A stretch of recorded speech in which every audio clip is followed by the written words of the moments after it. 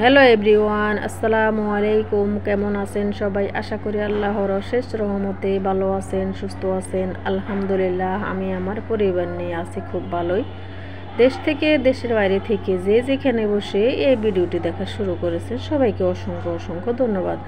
আজকে সকালে নাস্তার কিছুটা আগ মুহূর্তেই ভিডিওটা অন করলাম। তো এখানে আমি বাসায় রুটি বা পরোটা বানিয়ে নিয়েছি, রুটি না, আর এই যে চা বানিয়ে নিয়েছি।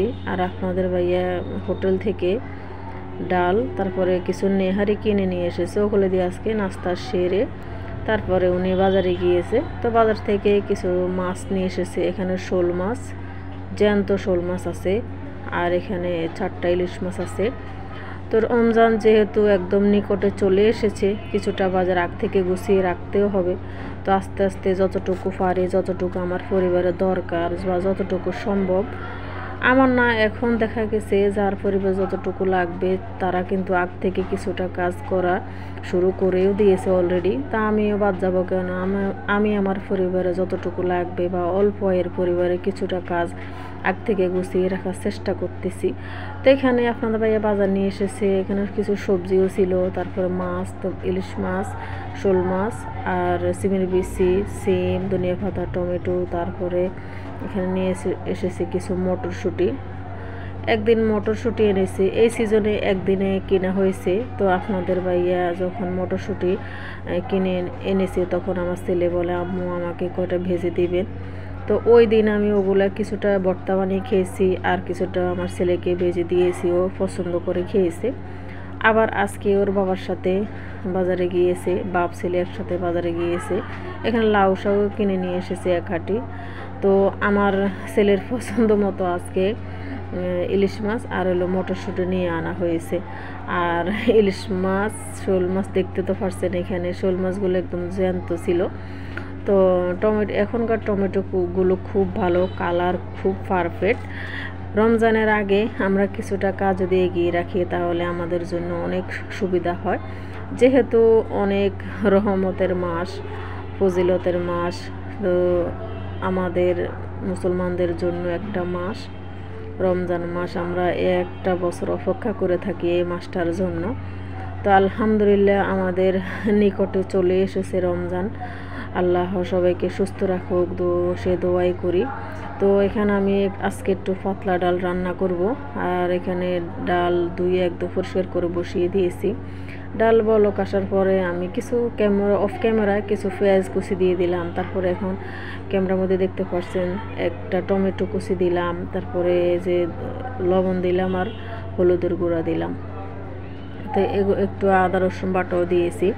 যারা মসুর ডাল খেতে পছন্দ করেন না তারা কিন্তু ডালের মধ্যে একটু আদা বাটা আর একটু রসুন বাটা দিয়ে এই পাতলা ডালটা রান্না করে খেয়ে দেখতে পারেন, অনেক মজা হয়।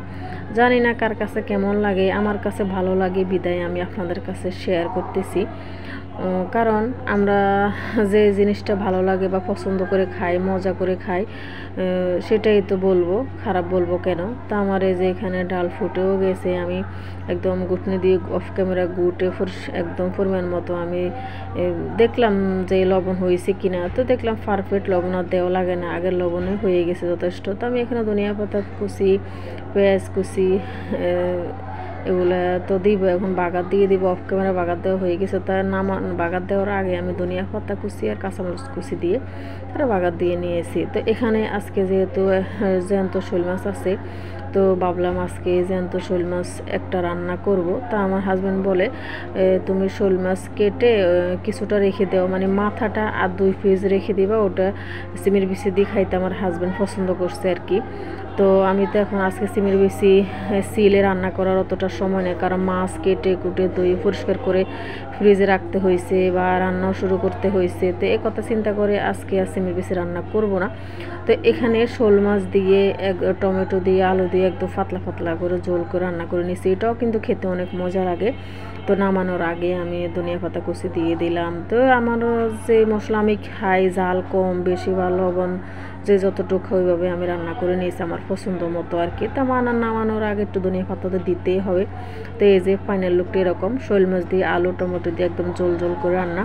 তো আজকে আরেকটা বিষয় শেয়ার করব, অল্প তেলে যেভাবে বেগুন ভাজবেন। বেগুন ভাজতে কিন্তু অনেক তেল লেগে যায়, অনেক সমস্যা হয়, তো আমরা তো জানি সেটা।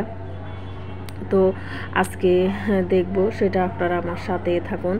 আর বেগুন ভাজার আগে কিন্তু আমি একটা কাজ করে রেখেছি। বেগুন ভালো মতো আমি ফ্রিজে আগে আস্ত ধুয়ে নিয়েছি, তারপরে কেটে কুটে একদম ফ্রিজ করে নিয়েছি আর কি। একটা বেগুন নিয়েছি, তো বেগুনগুলো অনেক ভালো পড়ছে। 3টা বেগুন নিয়ে এসেছে, কতটুকু জানি না। তো একটা বেগুন নিয়েছি, কয়েক পিস বেগুন, এগুলো ভালো মতো আমি 20 মিনিটের মতো পানিতে ভিজিয়ে রেখেছি। তারপরে পানি থেকে উঠিয়ে পানি ঝরিয়ে এখানে পরিমাণ মতো আমি লবণ দিয়েছি, হলুদের গুঁড়া, মরিচের গুঁড়া দিয়েছি, মেখে তারপরে এখানে একটু চিনি দিতেছি। এই চিনি, বেগুন ভাজার মধ্যে চিনি দিলে কিন্তু বেগুন ভাজার স্বাদ বেড়ে যায়, হয়তো অনেকে জানেন। তো যারা জানেন তারা তো জানেন অলরেডি, আর যারা জানেন না তাদের জন্য বলা। তো মশলা এখানে জিরার গুঁড়া দিতে যারা পছন্দ করেন জিরার গুঁড়ো দিতে পারেন, ধনিয়ার গুঁড়ো দিতে পারেন, সমস্যা নেই। তা আমি আমার পরিমাণ মতো আমি অল্প অল্প করে যা যা লাগার, মানে হলুদের গুঁড়া, মরিচের গুঁড়া, স্বাদ মতো লবণ, জিরার গুঁড়া, ধনিয়ার গুঁড়া, এগুলো দিয়ে মেখে রেখে দিয়েছি। তারপর আমি আর এই যে একটু চিনি দিয়ে দিলাম আর কি। তো চিনিটা আপনাদের সাথে শেয়ার করলাম, আরগুলো শেয়ার করে। তো এখানে আমি বেগুন মশলা মাখিয়ে আমি আবার 10 মিনিটের মতো রেখে দিয়েছি। 10 মিনিটের মতো রেখে দিবেন, পারলে আরও সময় রাখলে পারেন, সমস্যা নেই, ভালো হবে। তো 10 মিনিটের মতো বেগুন ভাজা আমি রান্নার পরে করতেছি, কারণ বেগুন ভাজাটা কিন্তু গরম গরম খেতেই ভালো লাগে। তো আমার তরকারি রান্না, ভাত রান্না, ডাল রান্না হয়ে যাবার পরে আমি বেগুন ভাজতেছি। তার আগে বেগুন আমি ভিজিয়ে তারপরে মশলা মেখে রেখে দিয়েছি আর কি। ফাঁকে ফাঁকে তরকারি বা ভাত রান্না হয়ে গেছে। তো আমার 1 পিঠ ভাজা হয়ে গেছে, আমি আর 1 পিঠও উল্টে দিয়েছি। তো এখানে আমি যে তেল দিয়েছি বেগুন মধ্যে দেখতে পাচ্ছেন, এই তেলে আমার এই 4 পিস বেগুন বা আর অবশিষ্ট যে বেগুনগুলো আছে মশলা মাখা, ওগুলো আমি ভেজে নেব, কোনো তেল লাগবে না।